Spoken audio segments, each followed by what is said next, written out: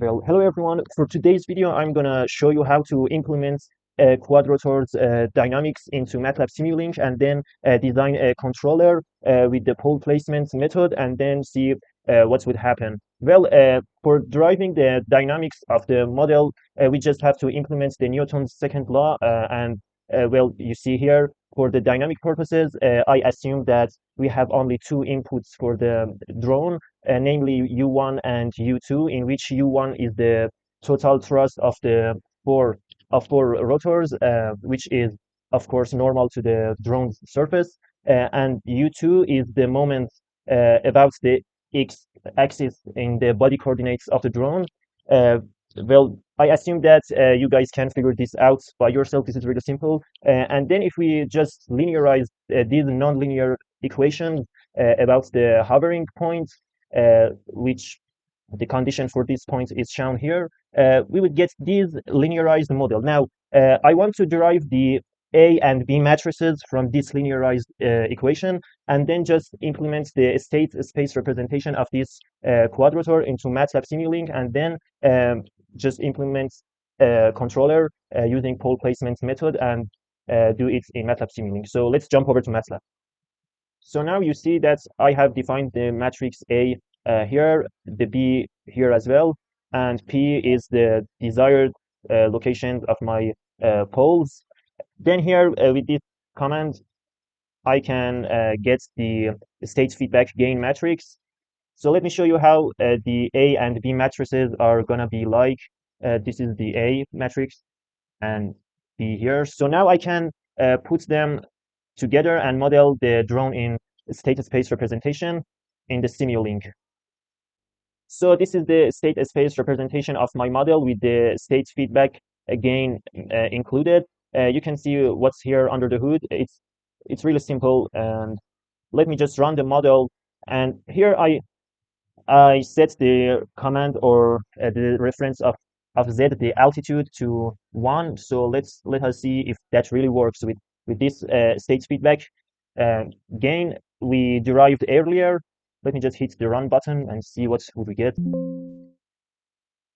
So here you can see that the system has been stabilized. The only problem is that we wanted the z or the altitude to be on the value of 1. But you can see that the altitude has a massive, ridiculous steady state error, and it's huge. But other states are fine, like they have been decayed to 0 successfully. So that means we have to also implement an integrator coefficient for our model. Let's see if that works.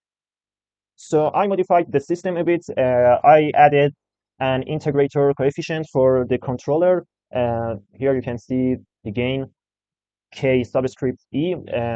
I put the value of this coefficient to 50, and I also had to add the C matrix in order to just feed the first state, namely z or the altitude here, because I only wanted to implement the integrator controller for the z state. And let us see if this really works.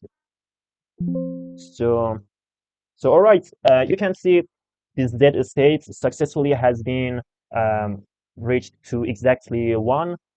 Other states also have been decayed to 0. The only problem is that the y state isn't actually on 0. It has a little bit steady state error, which is fine, I guess.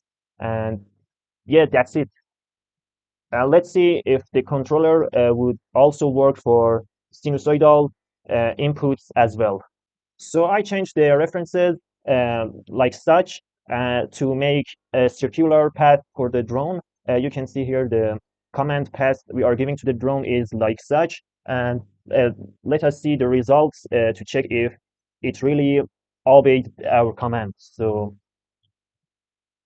there it is. You can see here that Z is the actual output of the drone, and the Z reference in blue is the command we are giving to the drone. So we expect that these two signals match with each other, but you see here we have a bit of problem. I don't think that this is actually a good response for the Z state. And for the Y state, we also see that it's not quite all right, but let's see what would happen if we just put the runtime a bit longer, like 20 seconds or 60 seconds is a good amount of time.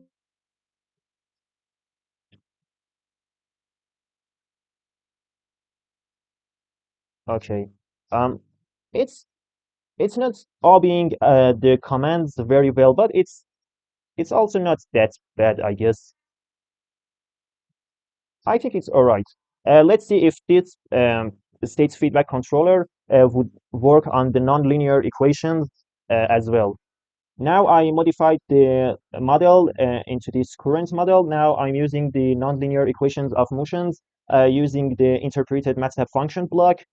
All it's doing is just calling out this function, the nonlinear equations, the nonlinear EOM, which is defined here like such. And I'm just feeding the first till the sixth inputs as the first major input because the first input here, which is x, is 6 by 1 column vector. Now here I gave the model a takeoff command in which y stays constant at 0 and z, the altitude, is going to be 1. Now if I click the run button, I would see such responses. It's great until the y is held at 0. It would work properly, but if I change y to like a very small number, like 0.1, let's see what would happen then.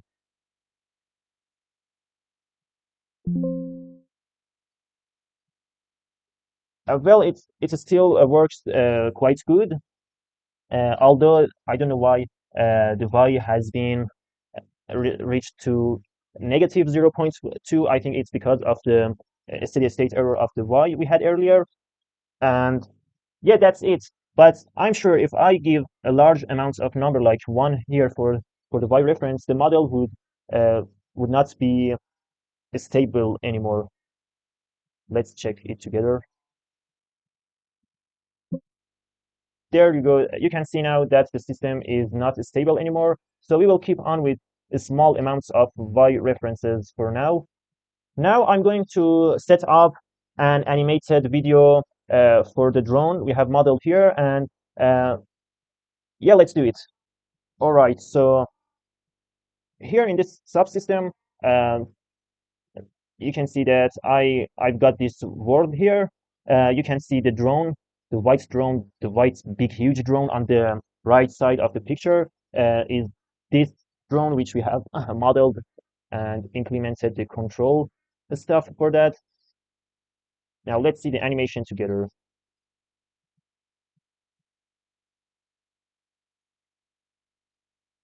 I think it's hovering in the air.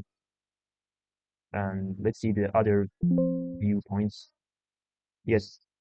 Let's put the altitude a bit higher to recognize the motion easier.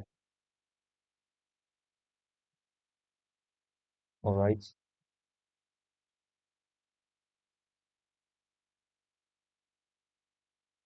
And also, I'm going to show you how to build this world in the next video, so stay in touch. Why isn't this running? All right, now that's the uh, altitude reference to 10 meters. We should now obtain the motions of the drone easier. I think it didn't work quite well, so let's get back to the smaller numbers.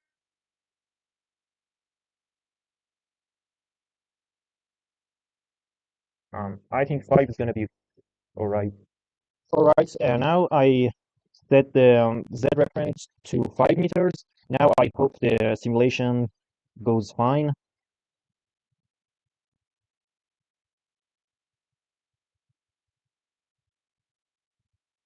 Okay, there you go. You can see the drone is hovering in the air at the 5 meters altitude. And I'm going to show you how to build this world in the next video. Thanks for your attention. Goodbye.